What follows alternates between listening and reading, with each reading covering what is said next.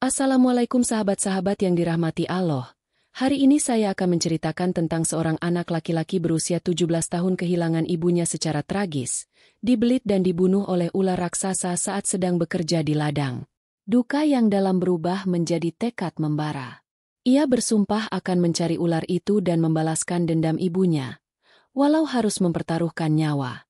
Gimana kelanjutan kisahnya? Tonton video ini sampai akhir, like dan subscribe ke channel ini sangat membantu serta menghibur dan menjadi amal jariah bagi kita semua. Angin malam berembus kencang, menusuk tulang. Langit gelap tanpa bintang. Di sebuah ladang tua di pinggiran desa Sumur Damar, seorang wanita paruhbaya tengah mencabuti rumput liar. Namanya Bu Marni. Ia bekerja hingga malam karena harus menghidupi anak sematawayangnya, Dika, yang masih duduk di bangku SMA. Suara jangkrik dan sesekali lolongan anjing liar terdengar dari kejauhan. Namun malam itu berbeda. Suara-suara itu seolah berhenti tiba-tiba. Hening. Terlalu hening.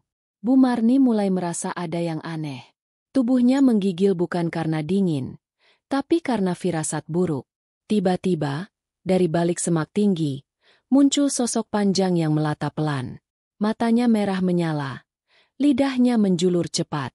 Seekor ular besar, jauh lebih besar dari ular biasa, perlahan mendekat tanpa suara.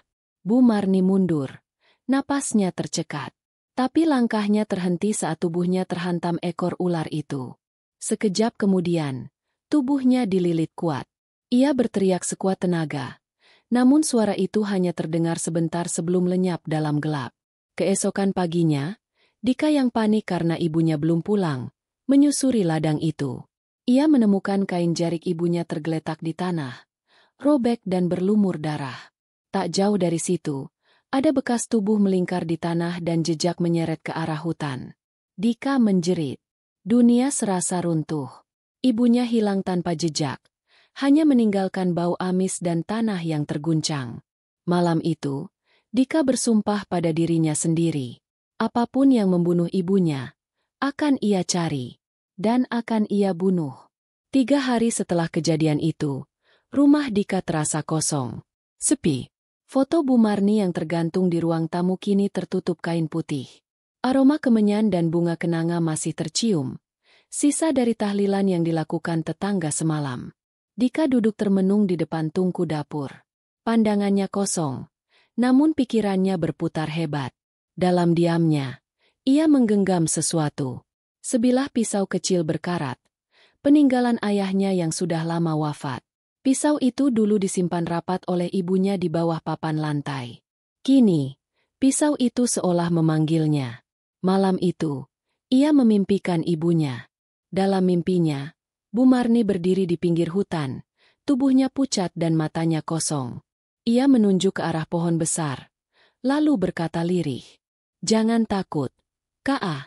Dia menunggumu. Tapi jangan sendiri. Bawa pisau itu. Itu warisan ayahmu. Itu kunci." Dika terbangun dengan keringat dingin. Jantungnya berdetak kencang. Ia merasa seperti benar-benar diajak bicara oleh ibunya. Dan entah kenapa, ia percaya. Keesokan harinya, ia mengunjungi Pak Darto, tetua desa yang dikenal menyimpan banyak cerita lama. Saat mendengar cerita Dika, wajah Pak Darto menegang. Ia menghela napas panjang lalu berkata, "Apa kau tahu, Kak? Dulu, ada hutan di barat desa yang dipercaya sebagai sarang penjaga. Seekor ular tua. Orang-orang menyebutnya Pangeran Ular. Ia tak pernah menyerang, kecuali wilayahnya dilanggar. Tapi kadang, ia memilih korbannya sendiri. Entah karena apa. Dan kalau benar ibumu yang jadi korban, berarti ini bukan sekadar ular." Dika menggenggam pisau itu erat. Mata anak muda itu sudah tak lagi basah karena air mata. Yang tersisa hanya bara. Dendam yang perlahan menyala. Malam itu, ia memutuskan. Ia akan masuk hutan. Tapi bukan dengan amarah membabi buta. Ia akan membawa bekal, petunjuk, dan warisan yang ditinggalkan. Dan ia tahu, sekali masuk, belum tentu bisa kembali. Langit mendung ketika Dika melangkah keluar rumah dengan ransel di punggung dan pisau warisan ayahnya terselip di pinggang. Di tangan kanannya, Ia membawa sebatang tongkat kayu yang sudah ia runcingkan ujungnya. Ia tidak tahu apa yang menunggunya di dalam hutan, tapi ia tidak ingin datang tanpa perlawanan. Langkah Dika berat saat melewati pematang sawah menuju hutan barat. Sepanjang perjalanan, ia melihat orang-orang menatapnya dengan tatapan khawatir. Beberapa mencoba memanggilnya, tapi Dika hanya mengangguk singkat dan terus melangkah. Begitu sampai di gerbang hutan, angin berdesir lembut, namun terasa dingin seperti menyentuh tulang. Langkah pertamanya melewati akar-akar besar seakan disambut oleh bisikan tak terlihat. Pohon-pohon menjulang tinggi, rapat, dan menutup cahaya matahari. Hanya sedikit cahaya yang menembus dedaunan, menciptakan bayangan yang bergerak-gerak. Semakin dalam ia masuk, suasana terasa tak wajar. Ia melihat burung-burung beterbangan menjauh, dan hewan kecil menghilang begitu saja. Tidak ada suara, tidak ada kehidupan. Hutan itu seperti diam karena tahu ada tamu yang membawa dendam. Tiba-tiba, ia melihat sesuatu. Di batang pohon tua yang bengkok ke arah sungai kecil, ada bekas goresan, seperti cakaran atau torehan tajam. Dika mendekat. Saat ia menyentuh batang pohon itu, matanya seperti melihat kilasan. Sekilas bayangan ibunya yang tengah berjalan tertatih, dikejar oleh sosok besar yang melata. Dika terhuyung ke belakang. Dadanya sesak. Tapi itu bukan rasa takut. Itu dorongan. Ia yakin, ini bukan ilusi. Ini petunjuk. Ia melanjutkan perjalanan, menelusuri sungai kecil itu. Langkah demi langkah, kabut mulai turun, meski hari belum petang. Dan di kejauhan, ia mulai mencium bau yang ia kenali. Bau amis. Seperti bau darah kering. Tiba-tiba, terdengar suara gemerisik dari semak di sebelah kanan. Dika berhenti. Jantungnya berdetak kencang. Ia mengangkat tongkatnya, bersiap. Tapi yang keluar dari balik semak bukanlah ular, melainkan seorang laki-laki tua berjubah hitam. Matanya putih seperti orang buta. Kau anak Marni ya? Dika tak menjawab. Ia hanya menatap dengan mata menyipit. Orang tua itu tersenyum tipis. Lalu berkata lirih, kalau kau mau selamat, jangan ikuti jejak darah. Ikuti bisikan. Karena jejak itu jebakan. Dika hendak bertanya, namun sosok itu menghilang dalam kabut begitu saja. Dan malam pun mulai turun. Gelap datang perlahan. Tapi dendam Dika belum padam. Justru semakin menyala. Kabut semakin tebal. Cahaya dari celah-celah pohon lenyap, digantikan oleh bayangan yang bergerak seperti sosok mengintai. Dika menarik napas dalam-dalam, mencoba menenangkan jantungnya yang berdetak tak beraturan. Ia teringat ucapan lelaki tua tadi, ikuti bisikan. Maka ia menutup mata sejenak. Diam. Dan benar saja, di tengah keheningan yang pekat, ia mendengar suara lirih. Bukan dari luar, tapi seakan muncul dari dalam pikirannya. Suara wanita, lemah, familiar. K.A. ke arah kiri. Dika membuka mata. Tak ada siapa-siapa. Tapi ia mengikuti suara itu. Menyimpang dari jejak darah yang tampak jelas di tanah, ia berbelok ke kiri, masuk lebih dalam ke hutan yang sempit dan lembab. Daun-daun menyentuh wajahnya. Akar-akar mencengkeram kakinya. Namun ia terus berjalan. Setiap langkah, bisikan itu semakin jelas. Suara ibunya, kadang lirih menangis, kadang memanggil namanya. Tapi Dika tahu, ini bukan sekadar suara arwah. Ini adalah sesuatu yang mengikat mereka berdua. Sesuatu yang ingin membantunya. Atau, mungkin memperdaya. Di tengah perjalanan, Dika melihat batu besar dengan simbol aneh yang terukir. Simbol itu tampak tua, dipenuhi lumut. Namun saat Dika menyentuhnya, tangannya bergetar. Ia melihat kilatan lain. Dalam penglihatannya, ada sosok ibunya yang sedang berdoa di depan batu itu, dikelilingi oleh lingkaran api kecil. Di belakangnya, bayangan ular raksasa merayap mendekat. Tapi ibunya tidak berlari. Ia mengucapkan sesuatu yang terdengar seperti mantra. Ular itu berhenti. Seolah takut, kilatan itu hilang. Dika terengah. Batu ini bukan sembarang batu. Ini tempat di mana ibunya pernah berhadapan langsung dengan ular itu. Tapi kenapa? Bisikan itu kembali. Kali ini lebih pelan, lebih putus asa. Dia bukan ular biasa, dia penjaga. Penjaga? Dika mencoba mengingat cerita Pak Darto tentang pangeran ular. Penjaga wilayah yang tak bisa dilukai oleh senjata biasa. Tapi kenapa menyerang ibunya? Atau apakah ibunya melakukan sesuatu yang memicu kemarahan makhluk itu? Pertanyaan itu terus bergema di kepala Dika ketika ia kembali berjalan. Kali ini, langkahnya membawanya ke sebuah danau kecil di tengah hutan. Airnya hitam, pekat, dan di tengah danau itu, ada sebuah pulau kecil, ditumbuhi satu pohon tua yang menjulang seperti mencakar langit. Dari balik semak, ia mengintip. Ada sesuatu di sana. Seperti gerakan melingkar perlahan di sekitar akar pohon itu. Dika tahu, ia semakin dekat. Tapi ia juga tahu, semakin dekat berarti semakin dalam lingkaran bahaya. Ia tidak tahu bagaimana caranya menyeberang ke pulau itu. Tapi nalurinya berkata, jawabannya ada di sana. Dan sebelum malam berubah total menjadi kegelapan, terdengar lagi suara itu. Kali ini bukan bisikan, tapi raungan. Pendeng, dalam, seperti suara bumi yang marah. Dika merapatkan jaketnya. Pisau di pinggang terasa lebih berat. Tapi ia tidak mundur. Karena dendam sudah terlalu dalam. Karena di seberang danau itu, mungkin bukan hanya ada pembunuh ibunya, tapi juga kebenaran yang selama ini tersembunyi. Malam telah jatuh sempurna. Hanya remang cahaya bulan yang menembus kabut, menyoroti danau hitam di tengah hutan. Dika berdiri di tepi air, menatap pulau kecil di tengahnya.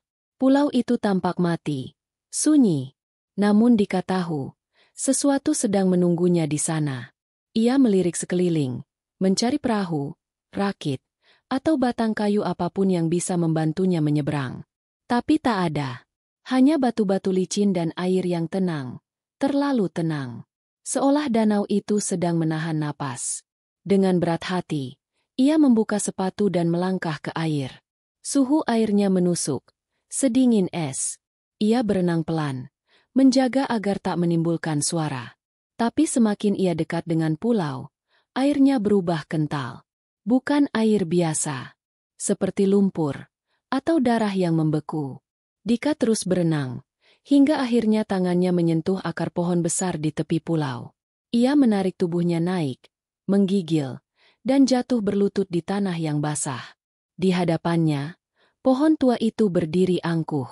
Kulitnya mengelupas. Dahan-dahannya seperti tangan-tangan raksasa yang merintih. Di bawahnya, ada lingkaran batu dan sisa-sisa dupa yang telah mati. Dan di tengah lingkaran itu, terbaring sosok manusia. Kecil, terbungkus kain lusuh yang sudah tak berbentuk. Rambut panjangnya menjuntai menutupi wajah. Dika melangkah pelan, napasnya tercekat. Saat ia mendekat, tiba-tiba sosok itu duduk tegak.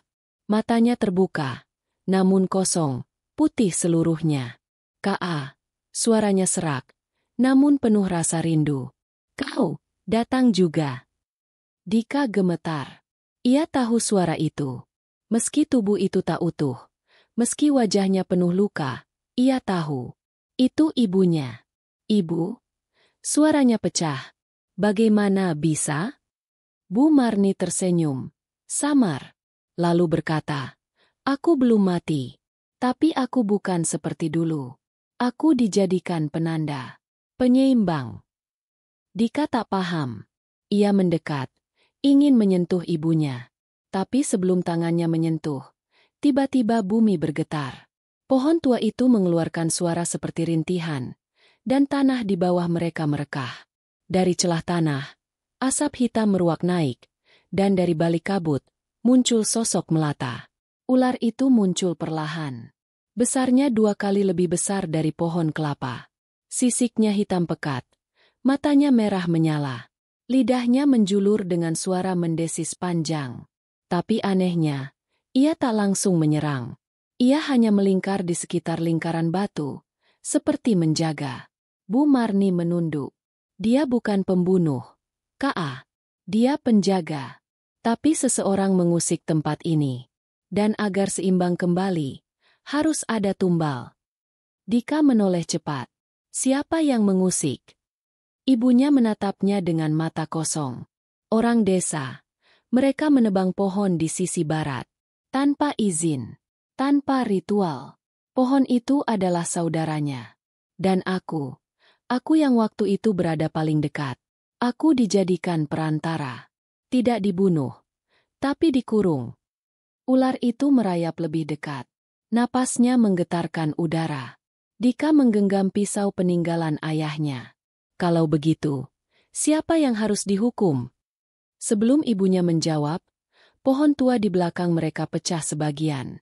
Dari retakan itu, keluar cahaya merah dan suara rintihan yang menggema seperti nyanyian kematian. Dan dari cahaya itu, sosok lelaki tua berjubah hitam yang tadi ditemui Dika muncul kembali. Namun kali ini, matanya bukan putih, tapi merah menyala. Waktumu habis, anak manusia, katanya. Kau sudah melanggar batas. Dan kini, kau harus memilih, ibumu atau dirimu. Dika berdiri, gemetar namun tak mundur. Aku tak akan pilih salah satu. Aku akan lawan semua yang menyentuh ibuku. Dan malam itu, pertempuran tak biasa pun dimulai. Dendam, darah, dan kebenaran saling berbenturan. Di tengah pulau mati, dalam gelapnya hutan yang tak pernah tidur, langit di atas pulau mendadak merah. Kabut menebal hingga menyentuh tanah. Cahaya dari celah pohon tua menyala seperti bara, menyoroti wajah lelaki berjubah hitam yang kini berdiri di tengah lingkaran batu. Ular raksasa itu melata lambat. Tapi matanya tak lepas dari Dika. Dika berdiri mematung. Pisau warisan ayahnya tergenggam erat di tangan. Sosok ibunya, Bu Marni, duduk lemas di tanah. Tangannya gemetar, seperti ada yang menarik jiwanya sedikit demi sedikit. Lelaki berjubah hitam tertawa pendek. Pisau itu, kau pikir itu hanya peninggalan biasa? Itu segel. Segel yang ayahmu curi bertahun-tahun lalu. Segel yang mengurungku. Dika terkejut. Ayahku? Ya, ayahmu adalah penjaga sebelum ibumu. Dia yang menutup gerbang ini. Dia yang membuatku terjebak di balik pohon ini selama 20 tahun. Dika menoleh ke arah pohon tua yang kini tampak menghitam dan retak. Retakan itu seperti mulut, menganga, siap menelan apapun. Dari dalam, tangan-tangan hitam seperti bayangan merayap keluar. Lelaki itu menunjuk pisau di tangan Dika. Buka segelnya. Serahkan padaku. Aku akan bebaskan ibumu. Tapi Dika tak percaya. Semua dalam dirinya menolak tawaran itu. Ia melihat ibunya, lalu menatap ular yang kini meringkuk tak jauh dari situ. Aneh, ular itu tidak menyerang. Justru tampak gelisah. Seolah bukan makhluk jahat, tapi makhluk yang terpaksa ikut dalam permainan gelap ini. Dika memejamkan mata, mencoba menyusun potongan-potongan cerita. Ayahnya dulu sering pergi ke hutan ini. Ibunya selalu melarangnya ikut. Dan setelah ayahnya meninggal, ibunya menjadi sangat pendiam, penuh kecemasan. Ia sering bicara sendiri, dan melarang Dika mendekati hutan. Pisau ini, bukan senjata, tapi kunci. Kunci yang menyegel sesuatu yang lebih besar. Lelaki ini, makhluk ini, bukan hanya manusia. Ia adalah bayangan yang pernah dikurung oleh ayahnya. Entitas dari zaman yang lebih tua, yang kini mencoba bangkit. Dika melangkah maju. Kalau kau ingin pisau ini, ambil sendiri. Makhluk itu tertawa. Dengan senang hati. Ia melayang ke depan, dan di saat yang sama, ular raksasa itu melonjak. Tubuhnya melingkar cepat, menghadang sosok berjubah hitam. Mereka berbenturan dalam ledakan energi hitam dan merah. Udara bergetar. Pohon tua mengeluarkan suara tangis. Bu Marni berteriak, "Kaa!" Segel kembali. Tusukan pisau itu ke akar pohon. Dika berlari, menerobos medan pertarungan. Akar pohon tua mencuat dari tanah, berdenyut seperti urat nadi. Di tengahnya ada lubang kecil, seperti titik pusat dari semua energi. Dengan sekuat tenaga, Dika menancapkan pisau itu. Seketika, tanah berguncang. Cahaya merah dan hitam tersedot masuk ke dalam lubang. Sosok berjubah hitam menjerit. Tubuhnya terurai seperti asap terbakar. Pohon tua menjerit, lalu pecah dari dalam, meledak menjadi debu bercahaya. Ular raksasa melolong, lalu tubuhnya runtuh ke tanah. Tenaganya terkuras habis. Kabut menghilang. Udara kembali dingin. Hening. Dan dari tengah debu pohon, tubuh Bu Marni tergeletak. Tapi kali ini, wajahnya damai.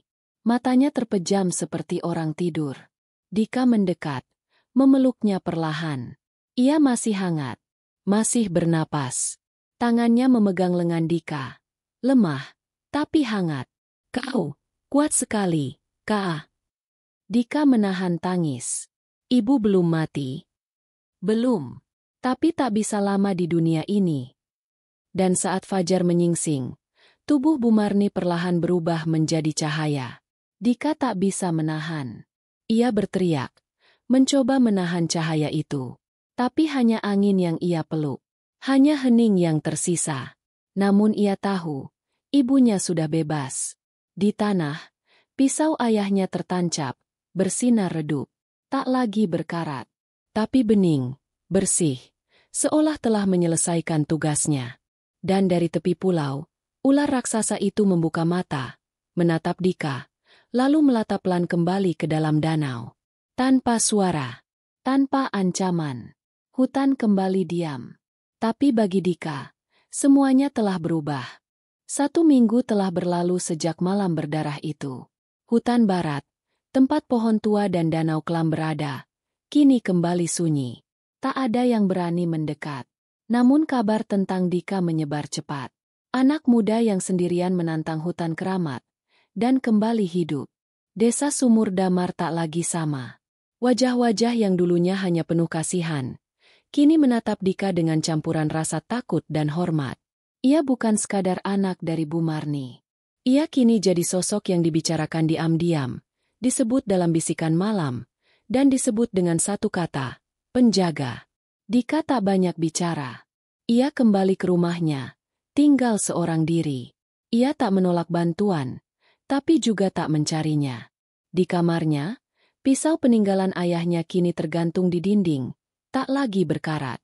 Dan di bawahnya, sebuah buku tua yang ia temukan dalam ruang bawah lantai, catatan milik ayahnya, berisi sejarah penjaga gerbang antara dunia manusia dan sesuatu yang lebih kelam. Setiap malam, Dika membaca lembar demi lembar. Ia belajar bahwa setiap generasi memiliki seseorang yang ditandai. Seseorang yang diberi pilihan, melarikan diri dari takdir atau menjaganya. Ia kini paham bahwa ular besar yang dilawan bukanlah musuh, tapi makhluk tua yang ditugaskan menjaga batas dunia. Dan makhluk berjubah hitam yang muncul bukan hanya iblis. Ia adalah bayangan dari manusia-manusia yang haus kekuatan, menjelma menjadi kehancuran yang mencoba bangkit dari waktu ke waktu. Malam itu, saat bulan kembali penuh, Dika pergi lagi ke hutan. Tapi bukan dengan dendam. Ia datang dengan tenang, menyusuri jalan yang dulu ia lalui dengan gemetar. Langkahnya pasti. Udara di sekitarnya seolah mengenalnya. Tak ada binatang melarikan diri. Tak ada bisikan menyeramkan. Sesampainya di tepi danau, ia berdiri diam. Airnya kini jernih, tak lagi hitam. Dan dari kedalaman, ia melihat sepasang mata merah menyala perlahan. Muncul pelan. Ular itu kembali. Tapi kali ini, ia tidak melata naik. Ia hanya muncul setengah badan, menatap Dika dari kejauhan. Seolah mengangguk, mengakui, dan kemudian menghilang ke dalam danau. Dika menatap langit. Angin malam menyapu wajahnya pelan. Di kejauhan, suara jangkrik kembali terdengar. Hutan telah menerima penjaga barunya. Ia kembali ke desa. Tapi dalam dirinya, ia tahu, tugas belum selesai. Di dunia ini, selalu ada batas. Dan selalu ada yang ingin melewatinya. Maka harus ada yang berdiri di tengah, menjadi pagar antara yang terlihat dan yang tak terlihat. Dan Dika adalah pagar itu sekarang. Berikut beberapa hikmah yang dapat diambil dari kisah Balas dendam ular. Satu, cinta ibu tak pernah mati. Meski Bu Marni telah tiada, cintanya tetap hidup dalam ingatan dan perjuangan Dika. Ia bahkan muncul dalam mimpi untuk memberi petunjuk. Ini menggambarkan bahwa kasih ibu begitu kuat, tak terputus oleh kematian. 2. Dendam tak selalu harus membakar, bisa menjadi api perubahan. Dika memulai dengan dendam. Tapi seiring waktu, dendam itu berubah menjadi tekad dan tanggung jawab. Ia tidak terjebak dalam amarah, tapi memilih menjadi penjaga agar tragedi tidak terulang. 3. Keberanian bukan sekadar melawan, tapi memahami. Dika tidak membabi buta melawan semua yang ia temui. Ia belajar mendengar bisikan, mengikuti petunjuk, dan memahami musuh yang sebenarnya. Keberanian sejati adalah berani menelusuri kebenaran yang rumit dan gelap. 4. Warisan tak selalu berupa harta, tapi tugas dan pengetahuan. Pisau ayah Dika bukan hanya senjata, tapi kunci menuju takdir yang lebih besar. Ini menunjukkan bahwa warisan sesungguhnya adalah nilai, tanggung jawab, dan pengetahuan yang diturunkan dari generasi ke generasi. 5. Dunia tak hanya yang terlihat. Cerita ini membuka pandangan bahwa di balik dunia nyata, ada batas antara terang dan gelap, antara manusia dan sesuatu yang lebih tua. Membuat kita lebih mawas diri, bahwa tidak semua hal bisa dijelaskan dengan logika. 6. Setiap luka bisa menjadi awal cahaya. Kehilangan dan penderitaan bisa menjadi titik balik menuju kekuatan dan kedewasaan. Dika berubah dari remaja biasa menjadi sosok yang kuat karena luka yang ia alami.